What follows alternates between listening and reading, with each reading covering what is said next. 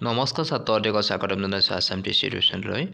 মই যে তোমালোকৰ মাজলৈ আছোঁ ক্লাছ 7ৰ অসমীয়াৰ লেচন 8ৰ কুৱেশ্যন আনচাৰ সকলোৱে ভালদৰে শুনি যাব আৰু যদি মই চেনেলটো ছাবস্ক্ৰাইব কৰি ৰাখিব যাতে আগলৈ এনে কথা ভিডিঅ' পাঠে আৰু সকলোৱে মিলি চেনেলটো অতি সোনকালে যাতে গ্ৰ' হয় তাত সহায় কৰে তাৰ আশা কৰি আজি ক্লাছটো আৰম্ভ কৰিছোঁ। 2 নম্বৰ ক নম্বৰ লেখকে কোনখন ঠাইক স্বৰ্গতো অধিক জনমভূমি বুলি কৈছে? উত্তৰটো হ'ব লেখকে অসমক স্বৰ্গতো অধিক জনমভূমি বুলি কৈছে।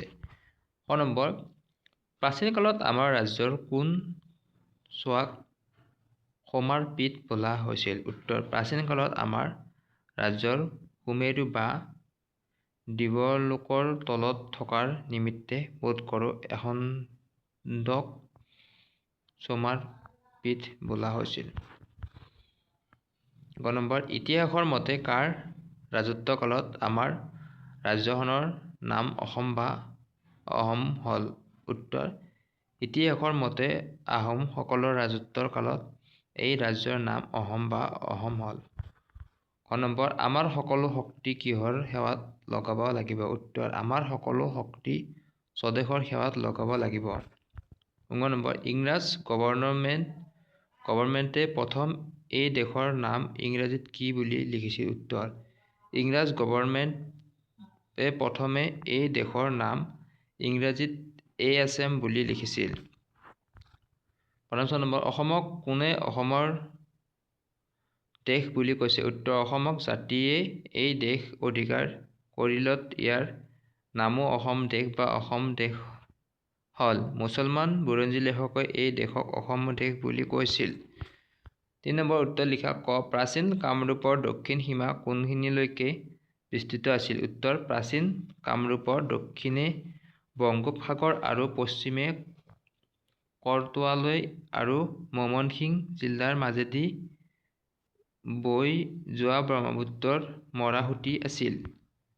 খ নম্বৰ সোম ৰাজ্যত থকা আৰ্য সন্তানসকলক কি বোলা হৈছিল? উত্তৰ সোম ৰাজ্যত থকা আৰ্য সন্তানসকলক সোম বা সোম বোলা হৈছিল। গ নম্বৰ সোমাৰৰ সোমসকলে চান জাতীয় লোকসকলক কি বুলি মাতিছিল? উত্তৰ সোমাৰৰ সোমসকলে চান জাতীয় লোকসকলক আহোম বা অসম বুলি মাতিছিল। গ নম্বৰ চুকাফা ৰজাই কি পৰ্বত পাৰ হৈ উজনি অসম অধিকাৰ কৰিছিল? উত্তৰ চুকাফা ৰজাই পাটকাই পৰ্বত পাৰ হৈ উজনি অসম অধিকাৰ কৰিছিল। ৪ নম্বৰ ক অংকৰ বাকচত থকা শব্দকেইটাৰ অৰ্থ খ অংকৰ বাকচত আছে। এতিয়া তাৰ পৰা উপযুক্ত অৰ্থ বিচাৰি খ অংকৰ বাকচত লিখা। উত্তৰ ক অংশ খ অংশ চিৰস্মৰণীয় সদায় মনত ৰাখিবৰ যোগ্য। কাৰ্যকলাপ যশস্যাৰ কাম অহোম পুৰুষাৰ্থ প্ৰাণপণ চেষ্টা কৰা অনুসন্ধান বিচাৰি চোৱা সন্তুষ্ট হোৱা পানীৰ পোং। ৫ নম্বৰ উত্তৰ লিখা ক অসম নামৰ উৎপত্তি কেনেকৈ হ'ল? উত্তৰ পূৰ্বত এই ভূমিক কামৰূপ আৰু প্ৰাগজ্যোতিষ ৰাজ্য আৰু ইয়াৰ ৰাজধানী প্ৰাগ পোহৰৰ চহৰ গুৱাহাটী বা ইয়াৰ কাষৰীয়া অঞ্চল বুলি জনা হৈছিল। ১৩ শতিকাত এই ভূমি জয় কৰাৰ পিছত অসম নামটো প্ৰৱৰ্তন কৰা হৈছিল। খ নম্বৰ বৰ্তমানৰ অসমীয়া জাতিটো কেনেদৰে গঠিত হৈছিল? উত্তৰ বিভিন্ন ধৰণৰ জাতি জনজাতিৰ সংযোগত বৰ্তমান অসমীয়া জাতিটো গঠিত হৈছিল। গ নম্বৰ অসমীয়া জাতিক এটা আদৰ্শ জাতিৰূপে গঢ়িবলৈ আমি কি কৰা উচিত? উত্তৰ প্ৰথমে আমাৰ ভাষা আৰু সাহিত্যৰ উন্নতি সাধন কৰিব লাগিব। সাধাৰণ শিক্ষাৰ সোঁত প্ৰবলৰূপে বোৱাই দিব লাগিব আৰু ধৰ্মনীতিৰ বিমল কিৰণেৰে গোটেইখন দেশক আলোকিত কৰিব লাগিব। খ নম্বৰ অসমৰ গৌৰৱ বঢ়াবলৈ কি কাম কৰিব লাগে? উত্তৰ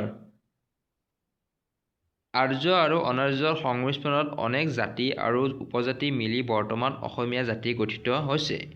অসমৰ ভাষা সাহিত্যৰ বুৰঞ্জী লোকতত্ত্ব সমাজতত্ত্ব প্ৰবৃত্তি বিষয়ে সকলো প্ৰমোদৰ বিশেষকৈ শিক্ষিত ডেকাসকলৰ আলোচনা আৰু অনুসন্ধানৰ বিষয় হ'ব লাগে। পুৰণি সাধু, পতন্তৰ ফকৰা, সাঁথৰ নাম, গীত মালিকা, ভাওনা সভা, ক্ৰীড়া কৌতুক, পুৰণি মন্দিৰ, দৌল, দেৱাল আদিৰ তথ্য সংগ্ৰহ কৰা উচিত। 6 নম্বৰ, বিভিন্ন কালত অসমক কি কি নামেৰে জনা গৈছিল? ক অংশৰ লগত খ অংশ মিলোৱা। ক অংশ খ অংশ। ইংৰাজৰ শাসনকালত আছাম, বৌদ্ধিক যুগত প্ৰাকৃদেশ, পৌৰাণিক যুগত প্ৰাগজ্যোতিষ, তান্ত্ৰিক যুগত অসমৰ দেশ, বৰ্তমান যুগত অসম, মুছলমানসকলৰ শাসনকালত অসমৰ দেশ।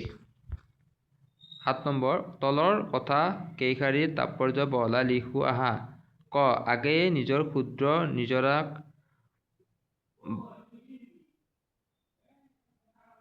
বৰ নৈৰ নিচিনা বেগৱতী কৰিব পাৰিলে নিজৰাই নিজে গৈ সাগৰৰ লগত মিলিব পাৰিব। উত্তৰ, এই কথাষাৰৰ অৰ্থ হ'ল প্ৰথমে নিজৰ সৰু কামটোক ডাঙৰ কামৰ নিচিনাকৈ কৰিলে সেই সৰু কামটোৱে এদিন ডাঙৰ কাম হৈ পৰিব। অৰ্থাৎ আমি যদি সাধাৰণ কাম এটাক সহজে হ'ব বুলি ভাবি এৰি দিব নালাগে। যদি আমি সাধাৰণ কামটোক ডাঙৰ কামৰ নিচিনাকৈ কষ্ট কৰি কৰোঁ সেয়াই এদিন অধিক ডাঙৰ কামৰ সমান হৈ পৰিব। 8 নম্বৰ, অসম পাঠৰ পৰা তলৰ শব্দবোৰৰ বিপৰীত অৰ্থ বুজোৱা শব্দবোৰ বাছি উলিয়াই লিখা। উত্তৰ, পৰাধীন স্বাধীন, অসন্তোষ সন্তোষ, বিদ্বেষ স্বদ্বেষ, অনুচিত উচিত, নিৰানন্দ আনন্দ, বৰ্জন বিবৰ্জন। 9 নম্বৰ, সন্ধি গঠন কৰা আৰু ভাঙা। যথাৰ্থ, যথাযথ অৰ্থ যথাৰ্থ। বিদ্যালয়, বিদ্যাযুকালয় বিদ্যালয়, উদ্গতি, উদ্গতি, উদ্যোগ যাপন উদযাপন। দেৱালয়, দেৱা যোগ আলয় দেৱালয়। নৰেন্দ্ৰ, নৰে যোগ অন্ধ্ৰ নৰেন্দ্ৰ। উন্নতি, উন্ন যোগ অতি উন্নতি। উদ্ভৱ, উদ্যোগ ভৱ উদ্ভৱ। আজি ক্লাছটোত ইমানখিনি। নেক্সট আৰু বাকী লেচনৰ কুৱেশ্যন আনচাৰ সকলোৱে ভালকৈ পঢ়িব বুলি আশা কৰি আজি ক্লাছটো ইমানতে সমাপ্ত কৰিছোঁ। নমস্কাৰ।